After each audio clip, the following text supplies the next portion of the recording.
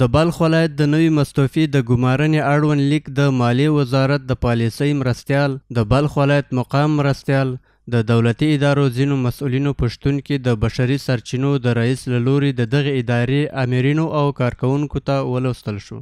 ښاغلی مولوي عبدالوهاب عمري د غلام دستګیر زوی د ننګرهار ولایت دوهم بس مستوفي تبدیل په دوهم بس کې د بلخ ولایت مستوفي په توګه د ښاغلي مولوي منصور الحق ذاکر پر ځای باندې د مشرتابه پورتنۍ ګڼې فرمان متن کټ مټ ستاسو قدرمنو ادارو ته در واستول سو.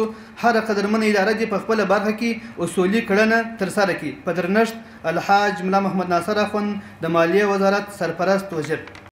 په دغه مراسمو کې د اسلامي امارت ځینو مسؤلینو د همغږۍ رامنځته کولو، د امیر المؤمنین له فرمانونو څخه د اطاعت او د عوایدو د راټولولو په موخه د کارکوونکو وړتیا ته د اشارې ترڅنګ په غوره مدیریت ټینګار وکړ. ظرفیت لوړونه په یو اداره کې اصل دی.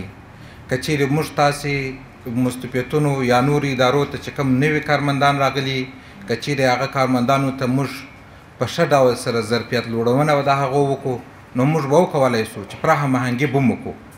اطاعت داریم از امرای کلانه خود. الحمدلله همه ما و شما در اینجا که متحد و واحدانه به یکی دیگر همکاری بکنیم، با یکی دیگر حمایت بکنیم، از کلانه خود حمایت بکنیم، اطاعت بکنیم.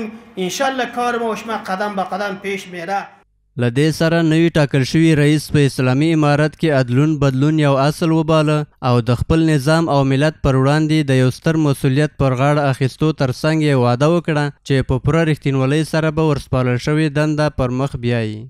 امارت د پالیسي او د طرز العملونو مطابق له هر چا سره چې څومره توانې موږ به انشاءالله العزیز د دې سره مرسته کوو او د دوی هم مرسته غواړو، کومک یې غواړو چې په دې سختو او په دې غټ مسؤلیت کې له ما سره مرسته وکړي.